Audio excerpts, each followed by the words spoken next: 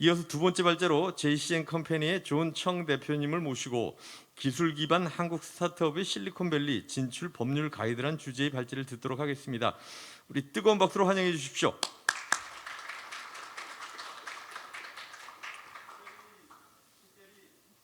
존청 대표님께서는 특별히 출장 일정을 미뤄가면서 이 자리에 참석하시느라고 사실 오늘 출국을 하셨어야 되는데 이 자리에 참석해 주셨습니다. 예, 감사합니다. 그럼 시작해 주십시오. 예. 네, 안녕하세요. 반갑습니다. 전청입니다. 최기찬 교수님 통해서 이 자리 알게 돼서 굉장히 기쁘게 생각합니다. 제가 사실 시작하기 전에 이제 티타임 가지면서 알게 된 게 저한테 주어진 시간이 저는 원래 한 3-40분 정도 될 거라고 생각해서 보통은 오늘 다루는 주제에 대해서 제가 세미나를 많이 합니다. 세미나를 할 때 한 1시간 정도를 감안을 하는데 이걸 어떻게 줄일까를 고민했었거든요. 근데 이제 티타임을 하면서 알게 된 게 그게 아니라 저한테 주어진 시간이 한 10분, 15분 정도라는 말씀 들어서 좀 멘붕이 왔는데 그래도 모쪼록 좀 프로덕티브한 그런 시간 해보겠습니다. 제가 이제 오늘 여기 참여하신 분들이 어떤 분들인지 항상 이런 강연 같은 거를 준비할 때 어디언스들이 어떤 분들인지를 먼저 확인을 하려고 하는데 제가 이해하는 여러분들은 대부분이 미국 창업에 대해서 관심을 갖고 있는 그런 분들이라고 알고 있어요. 이게 꼭 새로운 법인을 설립해서 미국에 진출을 하는 게 되건 아니면 기존의 법인에 있어서 디스트리뷰션 컴퍼니나 세일즈 컴퍼니, 세일즈 역할을 하는 그런 해외 지사 상사의 역할을 하는 그런 법인이 됐건 아니면 기존의 한국 법인으로 잘 해왔다가 이제는 글로벌 비즈니스를 가는 데 있어서 미국 법인으로 내가 다시 리포지셔닝을 하는 게 더 낫겠다라고 판단해서 그에 대해 관심을 갖는 분들 여러분들이 계시겠습니다만 어떤 경우에서건 미국에 진출할 때 내가 기업 활동을 통해 진출할 때 알면 좋겠다 싶은 또는 알아야 하는 그런 우리 스타트업들이 알아야 하는 그런 내용들 법률, 세무, 회계, 비자 이런 쪽에 있어서의 내용들 간단하게 다뤄보려고 합니다. 그래서 짧은 시간에 지금은 이제 말씀드린 것처럼 더 짧은 시간이 됐는데 이 내용을 다 이해한다라는 것은 가능하지도 않고 바람직하지도 않다고 생각해요. 그래서 오늘 제가 어떤 내용을 더 다룰까라는 거 한 3가지 정도로 줄였는데 그 내용 요점 위주로 이러이러한 것들이 있으니 내가 진출을 계획하는 데 있어서 진출을 진행하는 데 있어서 꼭 나의 어떤 비즈니스를 도와주는 변호사, 텍스 어드바이저 이런 분들하고 확인해 보면 좋겠다라고 그런 것들만 기억해 가실 수 있다 하면 아마도 충분히 의미 있는 시간이 되지 않을까 생각합니다. 앞서 이은세 대표님 말씀하신 것처럼 부족한 부분들은 또한 패널 디스커션에서 다뤄보겠습니다. 저는 그리고 캘리포니아에서 왔습니다. 그리고 출장 일정을 미루고 여기 참여했다라기보다 제가 좋은 자리 참여해서 기쁘게 생각하고요. 저희 회사는 캘리포니아에 있고요. 저 개인적으로는 미국과 한국에 걸쳐서요. 미국에 주로 이제 진출하는 기업 또는 기업 오너 그리고 기타 어떤 경제 활동을 하는 이런 분들이 겪게 되는 비즈니스 이슈에 대한 전문적인 법률, 세무, 회계 쪽에 대한 전문가 서비스를 제공하고 있고요. 저희 회사 역시 그런 서비스 회사를 제공하는 캘리포니아 베이스의 법무법인입니다.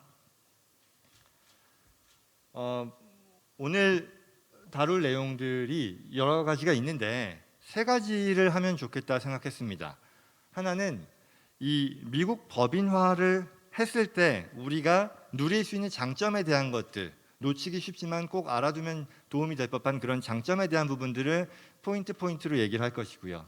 그 다음에 2번째로 플립이라고 하죠. 어쩌면 여러분들께서 들어본 적이 있는 그런 용어일 수도 있겠습니다. 이 내용은 앞서 제가 여기 참여하신 분들 중에 한국 법인으로 어느 정도 비즈니스를 일구어 오셨는데 그 뒤에 이제는 내가 미국 회사로서 투자를 받건 아니면 내가 어떤 비즈니스적인 이유에서건 미국 회사로서 다시 포지셔닝을 해야 되는 그런 데 관심이 있는 분들이 아셔야 하는 그런 내용에 대한 설명일 것이고요. 그걸 플립이라고 합니다.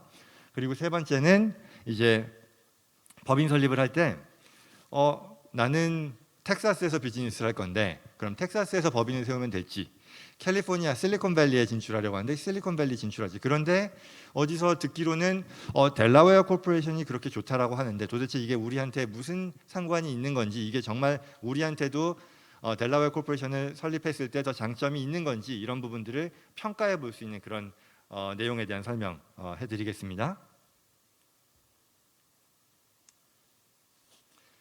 첫 번째로 미국 법인화의 장점에 대한 얘기인데요. 이런 생각들 많이 하시잖아요. 내가 창업을 해서 이제 파운딩 멤버로서 회사를 잘 키워서요. 창업을 한다는 건 내가 실제 파운더로서 그 비즈니스를 운영하는 경우도 해당이 될 것이고요. 또는 내가 주 투자자, 얼리 스테이지의 뭐 엔젤 투자자로서 될성 부른 그 회사에 투자하는 그런 경우도 포함됩니다. 그러면 우리가 모두 기대하는 것은 회사를 잘 키워서 그 뒤에 상장이 됐건 아니면 뭐 합병이 됐건 해서 엑시트하는 것까지 그림을 그리는 거죠. 그런데 미국에서는요, 이 창업을 한 사람들이요, 또는 얼리 스테이지에 투자를 한 투자자들이요, 개인 투자자들의 경우입니다. 1,000만 불까지에 대해서는요, 이 양도소득세를 부담하지 않아도 되는 그런 규정이 있습니다. 1,000만 불이니까 뭐 100억이 넘는 돈이죠. 그 금액까지의 나의 이 캐피탈 게인이라고 할 텐데, 내 어떤 투자 소득, 투자에 있어서 발생하는 차익에 대해서는 과세되지 않는다라는 거죠.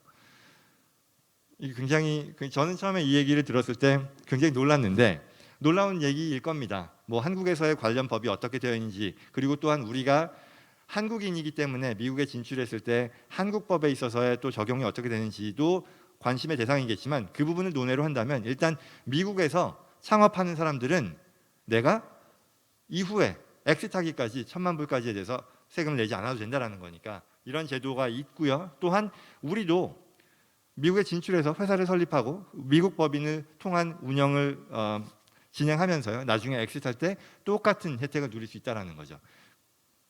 그리고 더 나아가서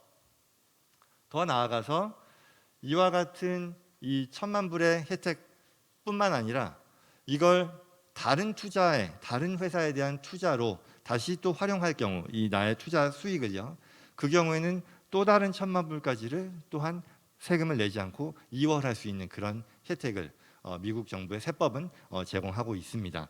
당연히 개념이 그 주된 개념은 쉽지만 이걸 충족하기 위해서는요, 여러 가지 컴플라이언스 리퀘어먼트들이 있죠. 룰들이 있습니다. 그래서 무조건 당연히 나도 이거를 누릴 수 있겠거니라고 생각할 수는 없는 것이고, 각 단계별로 지켜야 되는 법적인 의무는 있습니다만, 이런 것들을 다 지키게 되면 우리가 누릴 수 있는 혜택이다라는 점을 들 수 있겠습니다. 그 다음에 이제 또 섹션 83B 일렉션이라는 그런 컨셉이 있는데요. 이거는 사실 이미 진출을 결정한 분들이 아셔야 되는 그런 내용일 거예요. 뭐냐면 이 법인을 설립할 때 주주로서 이 법인의 설립과 관련해서 선택할 수 있는 그런 규정을 말을 하는데요. 간단히 얘기하면 이건 내가 주식을 매각했을 때, 이후에 엑시트했을 때 적용되는 세율이 높은 세율이 있고 또는 낮은 세율이 있는데, 낮은 세율을 적용받게 해주는 그런 선택사항이라고 보면 됩니다. 미국 내의 창업자들도요, 이 내용을 잘 모르고, 또한 미국 내에서 창업을 하실 때 또는 법인을 설립할 때 이 83B 일렉션이라고 하는 것은 세법상의 그런 개념이다 보니 법인 설립을 주로 해주는 이 상법, 기업법, 증권법 전문 그 변호사들이 이 내용에 익숙하지 않다 보니 이 일렉션을 제대로 하지 않아서 나중에 어떤 세제상의 혜택을 온전히 누리지 못하는 그런 경우도 있는데요. 그런 면에서 알아두면 좋을 내용이고요. 이 내용은 다시 우리가 처음에 이 1,000만 불까지 세금을 안 내는 거에서 더 추가로 내가 수입이 발생한다고 했을 때 거기에 적용되는 세율을 훨씬 더 낮게 적용받을 수 있게 해주는 그런 사항입니다. 따라서 마찬가지로요, 미국에서 창업하는 미국인들뿐만 아니라 우리가 미국의 법인을 설립하고 거기서 비즈니스를 진행할 때 똑같이 누릴 수 있는 그런 혜택인 거죠. 그 다음에 이제 R&D 텍스 크레딧이요, 그리고 SBIR이라고 하는 것들이 있는데, 이건 뭐냐면 특히 오늘 이 자리가 뭐 반도체, 기술 기반 스타트업들 이런 회사들이잖아요. 그러면 한국도 당연히 그런 비슷한 어떤 같은 성격의 제도가 있다라고는 알고 있습니다만, 어느 정도로 그렇게 알고 있습니다만 미국에서도 국가적으로요, 이 R&D 활동을 장려합니다. 그리고 장려한다라는 게 말로만 장려하는 게 아니라 어떤 식으로든 보조금 아니면 텍스 크레딧의 형태로서 이걸 권장하는 그런 제도적인 혜택을 제공하는 거죠. 그거의 그 일환으로서 R&D 텍스 크레딧이라는 게 있고요. 마찬가지로 우리도 미국 법인을 통해 미국에서 R&D를 진행했을 때 그에 발생하는 인건비, 그에 발생해서 필요한 여러 가지 기타 비용들에 대해서 텍스 크레딧의 형태로 돌려받을 수 있게 됩니다. 굉장히 이 세법 조항 41조에 나오는 내용인데 굉장히 예측 가능하고요. 그리고 당연히 오늘 이 자리에 참석하신 분들은 뭐 걱정할 필요가 없겠습니다만 설사 우리가 선뜻 생각하기에 이게 정말 R&D라고 싶을 법한 그런 것들까지도 R&D의 그 퀄리파잉 그 비용, R&D의 자격을 갖춘 비용으로 인정을 해주거든요. 그렇다 보니 많은 어떤 그 스타트업 기업들이 누릴 수 있는 혜택이고요. 역시 우리도 같이 활용할 수 있고 결국은 이 많은 것들이 우리가 미국의 법인화를 해서 미국에 진출함으로써 누릴 수 있는 그런 혜택이라는 거죠. 그런 면에서 알아두면 좋겠고 또 우리가 진출했을 때 반드시 챙겨야 되는 부분이고요. 하나만 제 욕심에서 얘기를 한다면 R&D 한국은 어떤지 모르겠어요. 이게 텍스 크레딧이라는 게 내가 돈을 벌어야지 세금을 낼 것이고요. 소득세를 낼 것이고요. 그 발생하는 소득세를 줄여주는 데 쓸 수 있는 게 텍스 크레딧이잖아요. 그 말은 바꿔 말하면 결국 내가 아무리 텍스 크레딧을 받았다 하더라도 소득이 없으면 그로부터 나오는 소득세가 없고 그러면 내가 줄일 수 있는 세금이 없으니 나에게 있어서는 이게 그림의 떡이 아니냐라고 생각할 수도 있고요. 이런 문제점들이 실제로 2015년, 16년도까지도 미국에서도 있었습니다. 그래서 R&D 크레딧을 누릴 수 있는 가장 큰 혜택을 보는 회사들이 기술 기반의 얼리 스테이지 어떤 스타트업 컴퍼니라고 했을 때 이들에게 있어서 제도가 의도했던 것과는 달리 그 효용을 누리지 못하는 그런 맹점이 있었던 건데 이런 것들을 풀어주기 위해서 그 2016년도에 또 세법이 바뀌어서요. 그때부터는 현금화된 어떤 혜택의 형태로 또 주어집니다. 내가 비록 초기 몇 년 동안에 프로피터블한 그런 비즈니스를 운영하지 않더라도 현금화된 혜택을 주는 거니까요.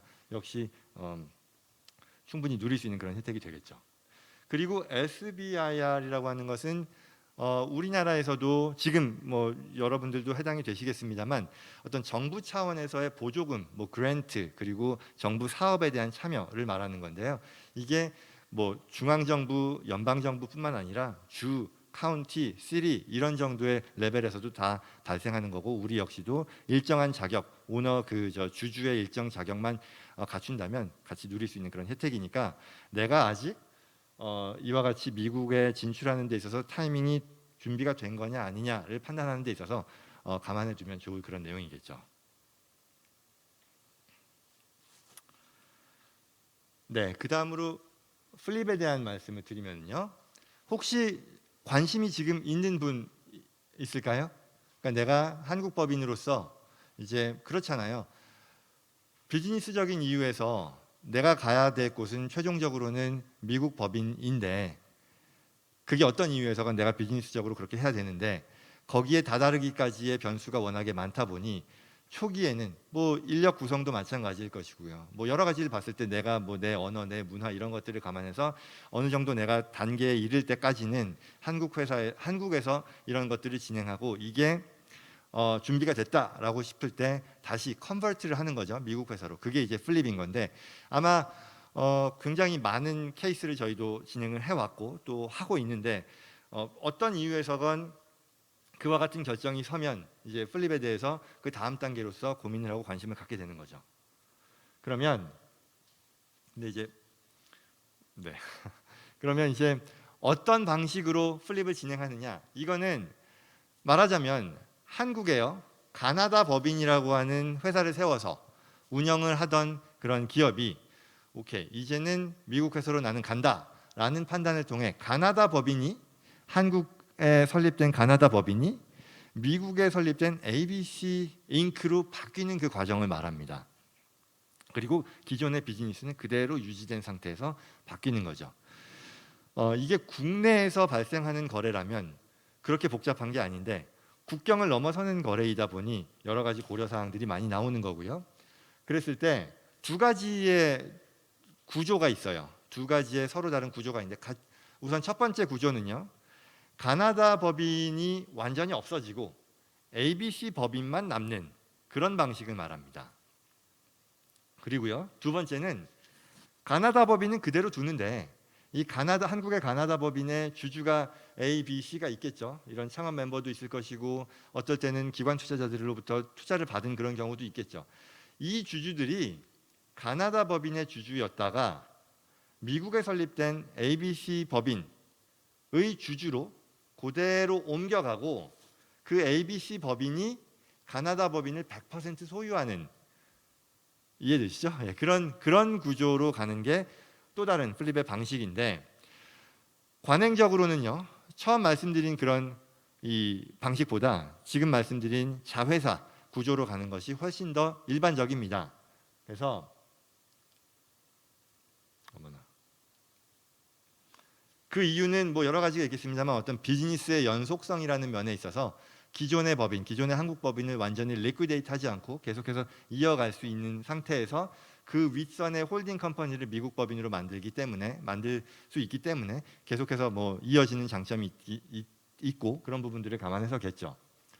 그러면 앞서 말씀드린 것처럼 이 플립을 진행하는 데 있어서 국내 법인 간의 이 리스트럭처링이라고 하면 별 문제가 아니지만 이게 국경을 건너는 그런 거래이기 때문에 우리가 더 고려해야 될 것들이 많다고 했는데요. 어떤 것들이 있냐면 이 밸류에이션의 문제가 있습니다. 이게 어떻게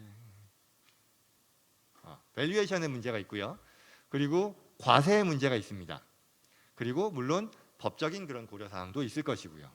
자, 밸류에이션은 뭐냐면 이게 원래 가나다 법인의 주주였던 사람들이 본인이 가진 그 주식을요 매도하고요 양도하는 거라고 해야 될까요? 양도하고 그에 대한 대가로서 새롭게 미국에 설립하는 ABC 법인의 주식을 받는 게 되겠죠. 결국 개별 주주의 입장에서 보면 내가 가진 가나다 법인의 주식을 매각하는 것처럼 간주가 되는 거예요.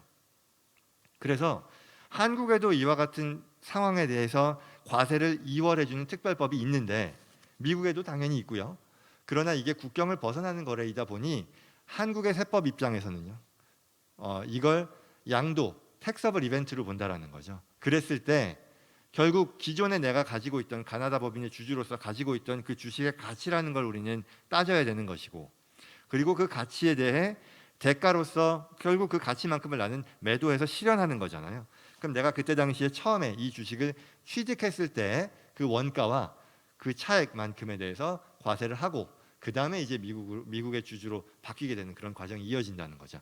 그래서 한국 법인에 대한 이 밸류에이션을 다루어야 하고요. 그리고 마찬가지로 이어지는 밸류에이션과 텍세이션이 있다라는 거죠. 또한 미국에서라면 이와 같은 것들이 과세되지 않는 거래로 할 수 있음에도 크로스 보더 그 거래이기 때문에 과세가 된다라는 부분이고요. 그 다음에 리걸이라고 하는 부분은 너무 당연하겠죠. 결국 이 주주 간 계약서만 놓고 봐도 원래 한국에서의 그 주식 매매 계약서 또는 주주와 기업 간에 갖는 그런 그 계약의 내용이 이제는 미국 법으로 옮겨가야 되는 거잖아요. 미국 회사의 그 주주로서 또 맺어야 되는 그런 것들이 있다 보니 그게 이제 미국 쪽에서 진행해야 되는 그런 거래의 내용이라고 보겠죠. 그 밖에 물론 만약 고용이라든가 아니면 기존의 비즈니스 카운터파트들과의 거래에 있어서 이게 모 회사가 이 미국 법인으로 됨으로 인해 추가로 해야 되는 그런 내용들이 있는지를 다 면밀히 또 봐야 되는 그런 의무도 있을 것이고요. 결국은 이런 것들을 다 감안했을 때 또 하나 중요한 부분이 이 밸류에이션이라고 하는 것이요. 저는 근데 지금 한국의 변호사는 아닙니다. 그리고 미국 법을 프랙티스 하지만 이와 같은 내용들을 여러 건 진행하면서 이제 서당계로서 이 말씀을 드린다는 거 이해해 주시고요.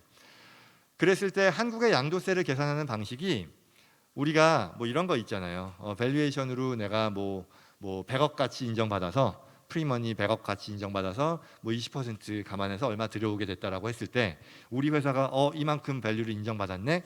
그래서 우리는 이 정도의 가치가 있는 회사인데 갑자기 여기서 양도가 발생하면 세금 엄청 많이 나오겠는데? 라고 걱정하실 수 있을 텐데요. 그건 아닙니다. 세법이 규정하는 이와 같은 상황에서의 양도세 산정 방식은 굉장히 기계적으로 결정되는 것이고요. 회사의 가치는 그 시점에서 회사가 가지고 있는 유형 자산, 그 현금을 포함한 유형 자산의 가치로 매겨지는 거니까 그렇게까지 막 큰 걱정이 된다, 뭐 크게 걱정거리로 생각하실 필요는 없겠고요. 그럼에도 중요한 것은요. 당연히 이 경영상의 결정인 거잖아요. 내가 비즈니스적으로 그 업종에 내가 어느 단계에 이르러서는 내가 미국 회사로서 투자자를 받을 때 그게 더 유리할 수도 있을 것이고요. 아니면 내가 마켓 쉐어를 확보하는 데 있어서 그게 더 유리할 수도 있겠고요. 어떤 상황에서건 그 결정은 비즈니스 측면에서 내려야 될 결정이겠지만 그 길이 맞다. 그 길로 가는 것이 우리 회사가 성장하는 데 있어서 나아가야 될 길이다라는 게 확신이 되면 sooner the better입니다. 왜냐하면 앞서 말씀드린 것처럼 회사가 가벼우면 가벼울수록, 가볍다라는 것은 유형 자산의 밸류 면에서도 그럴 것이고, 아니면 내가 미국 법인으로서의 그 컨버전 하는 데 있어서 계약의 문제건 법적인 여러 가지 고려 사항들을 생각했을 때 가능한 한 빨리 하는 것이 더 비용 면에서건 또는 어떤 불확실성을 없앤다는 그런 면에서도 더 유리할 것입니다. 얘기를 다 했네요. 그 다음에 제가 세 번째로 얘기할 것이 인코퍼레이션이죠. 법인화를 이제 실제로 하는 거예요. 그러면 두 가지의 고민을 보통 합니다.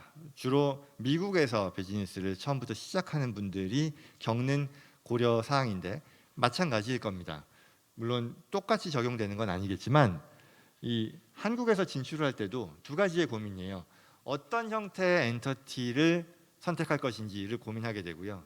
그리고 내가 어느 주에 회사를 설립할지에 대해서 고민을 합니다.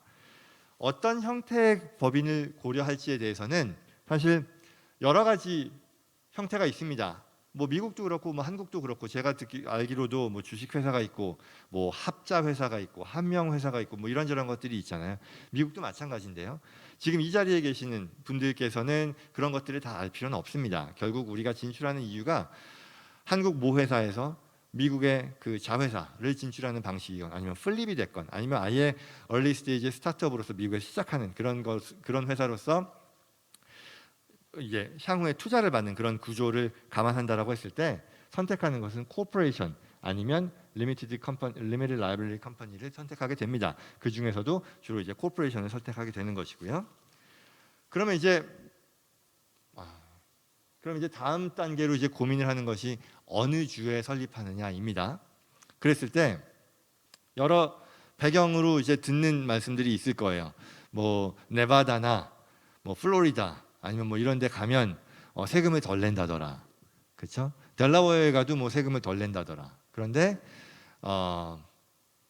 또는 뭐 그렇지 않다라는 얘기를 들을 경우도 있겠고요. 근데 실제로는요.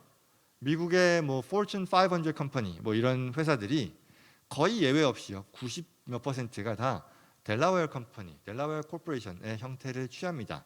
그리고 당연히 제가 드리려는 말씀이지만 여러분들께서도 미국에 진출을 하는 데 있어서 선택하게 되는 주는 델라웨어가 될 것입니다. 단 두 가지는 아닐 텐데요.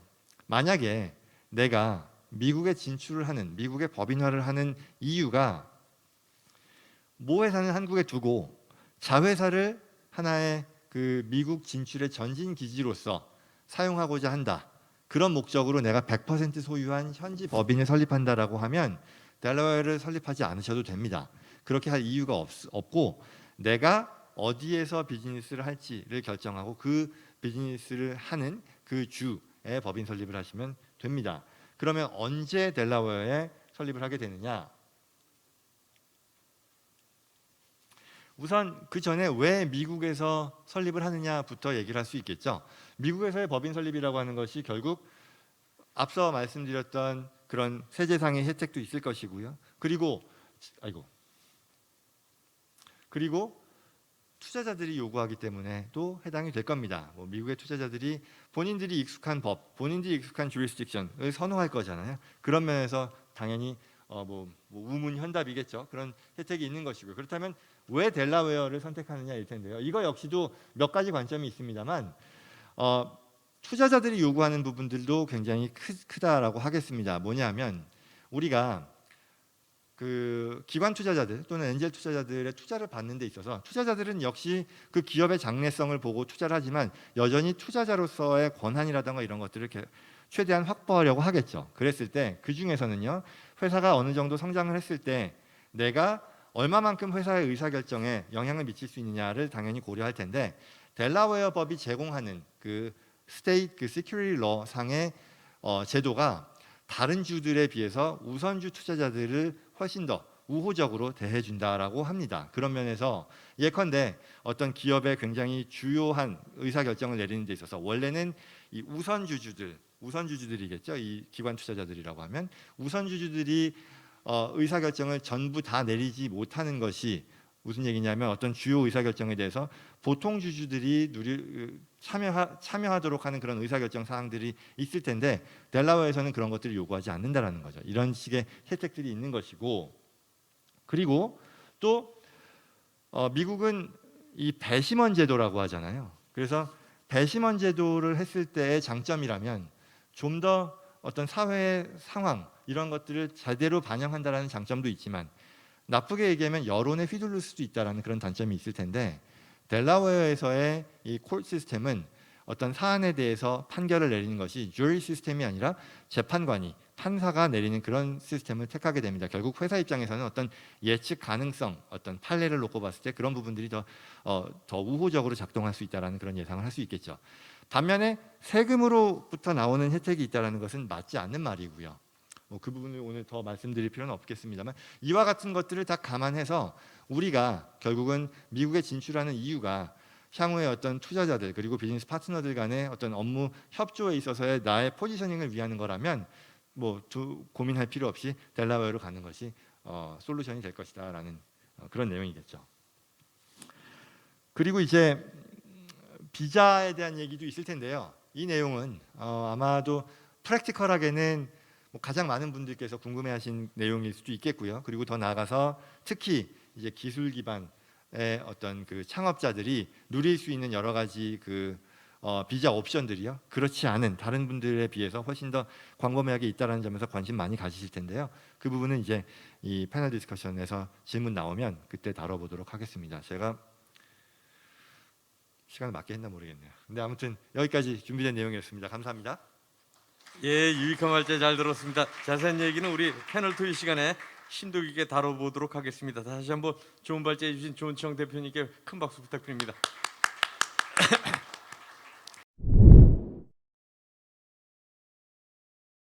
처음에 질문이 이제 투자를 받을 때 주의사항 이런 것으로 이해합니다. 그때 제 경험, 그러니까 저희도 early stage에 말하자면 처음에 seed 라운드부터 A, B 익스텐션 정도까지를 저희가 직접 담당을 하고 그 이상의 회사들에 대해서는 좀 큰 펌들하고 같이 콜라보를 진행하는데, 특히 early stage에서 투자를 받을 때 저는 이제 변호사니까 법률적인 측면에 있어서의 회사가 겪는 그런 과정들 그리고 이렇게 하면 좋겠다라고 하는 부분들은 처음에 법인 설립을 하는 것을 굉장히 좀 수월하게 접근하는 것 같아요. 그게 그럴 수도 있는 것이 이게 단순히 내가 회사를 세워서 그걸 통해서 공식적으로 주정부에 등록을 하고 비즈니스를 하는 것은 그렇게 어려운 과정이 아니거든요.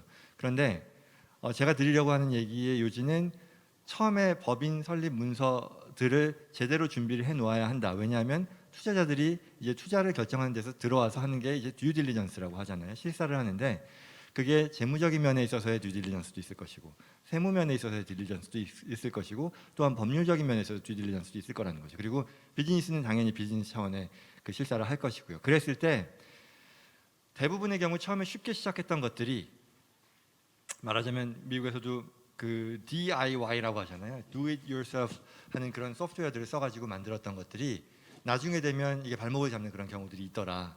그래서 우리가 법인 설립을 놓고 보면 크게 봐서 두 가지 종류인 거거든요. 하나는 대정부 등록에 필요한 작업이 있는 것이고, 다른 하나는 이해 당사자들 간의 어떤 그 계약의 그런 서류들이 있는 거죠. 전자에 해당되는 건 뭐 주정부, 아까 델라웨어도 얘기했고 뭐 했습니다만 IRS 국세청도 있고 이런 등록하는 그런 서류가 있는 것이고, 그걸 통해서 내가 공식적으로 이 회사가 설립이 되었고 이 회사를 통해서 비즈니스를 한다는 걸 보여주지만, 사실 더 중요한 거는 그 외에 내부자들 간의 관계 그 서류거든요. Founders 뭐 Stock Purchase Agreement이라던가 이런 것들이 얼마나 제대로 되어 있느냐에 따라 그 다음 라운드에서 투자를 받을 때 훨씬 더 수월해질 수도 있고, 아니면 그걸 다시 처음부터 해야 되기 때문에 더 번거로워지고 비용도 발생하고 더 많이 발생하고 그런 사안들이 있으니 대비를 하는 게 좋겠다 이고요. 계약에 대한 것뿐만, 그 법인 설립에 대한 것뿐만 아니라 또 이런 것도 있어요. 회사를 운영하는 데 있어서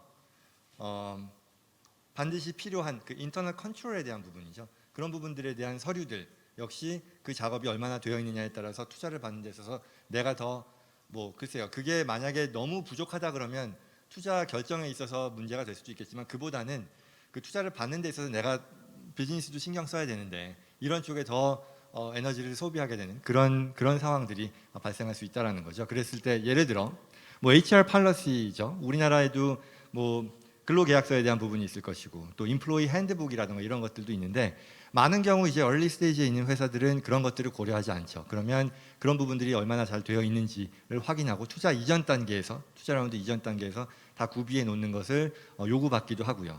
또는 뭐 주식에 있어서는 우리가 그 스탁 옵션, 그 팔러시 같은 것들도 있잖아요. 그래서 그런 부분들도 다 구비를 해 놓는 게 요구되는 경우들이 많고요. 그래서 이게 투자 차원에서도 이런 부분들을 확실히 해 놓는 게 전체 과정을 용이하게 하는 데서 큰 도움이 된다라는 걸 말씀드릴 수 있겠고요.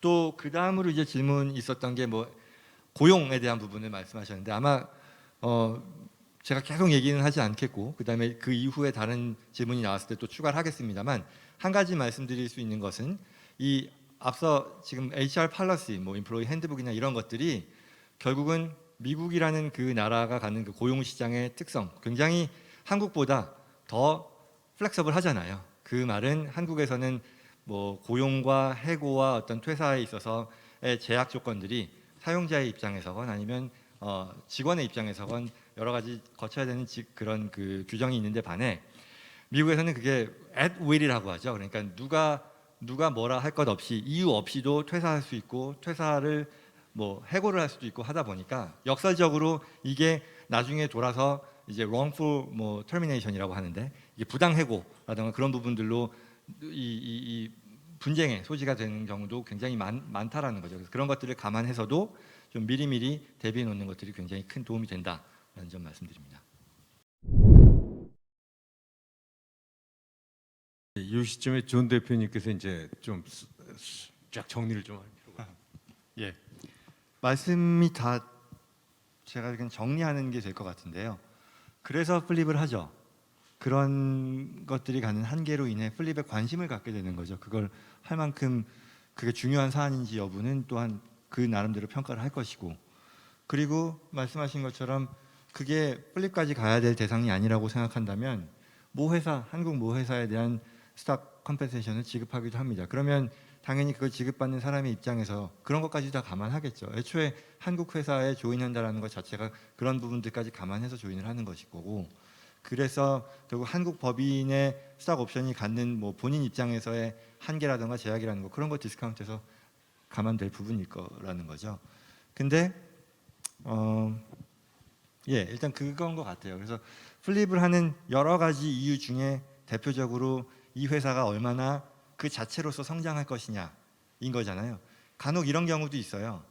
처음에 시작할 때 한국의 모 회사가 그 미국 자회사를 세워서 100% 자회사로 시작을 하는데 우리는 그럼에도 그 미국 법인 자체의 그 스탁 컴펜세이션 팔러시를 다 어답트를 해서 얼마만큼을 그 스탁 옵션 풀로 놓고 하겠다라고 하는데 한계가 있죠. 왜냐하면 결국은 그 미국 법인이 갖는 하나의 엔티티로서의 미래를 놓고 보면 종속되는 거잖아요. 그 자체로서 상장의 가능성이 있느냐, 아니면 그 자체로서 M&A가 될 매각의 가능성이 있느냐, 이런 것들을 가지고 평가할 테니 그런 면에서는 한계가 있는 것이고, 예, 그렇습니다. 데이 원으로 돌아갔을 때 미국 회사로서 시작하는 것을 하겠느냐, 근데 제 고객사들 중에는 그렇게 한 데들도 있어요. 무슨 얘기냐면 비즈니스의 실체는 한국에 있는데 애초에 시작을 미국 법인으로 한 거예요. 아마 여러분들 아실 법한 그런 회사들 중에도 있는데 그때는 물론 비즈니스적인 이유가 있었죠. 그들이 생각하는 비즈니스가 뭐 시장성을 장기적으로 본 것도 있고, 그러나 코어 멤버들은 당연히 한국의 기술 인력을 활용을 했지만 그럼에도 비즈니스가 가는 앞으로의 성장성이라던가 아니면 그 비즈니스 자체적으로 갖고 있는 그 네이처, 그게 좀 민감하고 정부의 어떤 감독이라던가 이런 부분들에서도 한 걸음 떨어져 있고 싶다라는 그런 생각도 했었던 것 같고, 결국은 이런 모든 것들을 감안해서 미국 델라웨어 법인으로 시작을 한 거예요. 그런데 그 회사가 이제 설립은 그렇게 됐지만, 그리고 투자자들도 다 그런 부분들을 이해하고 거기서 투자를 받기 시작했고, 실제로는 한국에서 대략 한 3년 이상을 내공을 쌓은 거죠. 그래서 한국에서 시장성을 확인을 했고, 그 다음에 이제 일본, 유럽, 뭐 중국, 미국 이렇게 진출을 하면서 그 중에 몇 개 나라에서는 원했던 만큼의 그런 결과가 나오지 않아서 포기를 했지만, 미국 같은 경우는 지금 잘 따라왔어요. 그래서 한국이 원래는 뭐 100이었었다 그러면 지금은 한국도 엄청나게 성장을 해서 한 비중으로 놓고 보면 한 7대 3 정도를 이렇게 만들어지는데, 그거 역시도 불가능한 건 아니다. 그러니까 결국 우리 본인 그 비즈니스의 어떤 미래를 놓고 봤을 때 결국은 가야 할 길이다라는 그런 생각을 한다면, 따지고 보면 그냥 조직의 구조에 대한 부분이잖아요. 그리고 그게 이해 당사자들, 그게 파운딩 멤버들이 됐건 아니면 초기 단계의 투자자들이 됐건, 그들도 역시 한국인이라고 했을 때 그 미국 법인으로서 거기 투자하는 데 대해서 문제가 없다 그러면 그렇게 하는 것도 가능한 옵션일 거다라는 부분이고, 그리고 이제 실제 진출을 하는 데 있어서 고려해야 될 것은 현지 파트너는 정말 필요한 것 같아요. 그리고 현지에 그게 뭐 투자자를 만나는 데 있어서건 아니면 그 시장에 페니트레이트해서 그 마켓에 내가 얼마만큼 그 포지셔닝을 갖추느냐, 그런 부분들을 도와주는 그런 역할도 당연히 포함이 될 것이고요. 근데 이제 한국에서 미국으로 진출하는 그런 뭐 이걸 아주 일반화를 시킬 수는 없겠지만, 많이 제가 지켜보는 것은 그런 부분들에 있어서 좀 험블한 그런 게 부족하지 않나라는 경우도 많이 접합니다. 결국 내가 갖는 어떤 사업 컨텐츠에 대한 자신감, 이런 것들은 당연히 뭐 각자가 갖는 그런 자신감이라는 거는 뭐 비할 데가 없겠지만, 그럼에도 실제 내가 모르는 그 시장에 진출하는 데 있어서 그 현지의 파트너들을 이렇게 그 모티베이트 하는 데 있어서, 끌어들이는 데 있어서 어느 정도 그 이상의 투자, 어느 정도 이상의 어떤 그 대가에 대한 부분들을 좀 감안을 하는 것이 그 시장에 있어서의 성공 가능성 높이는데 일반적으로 필요한 것 같다입니다.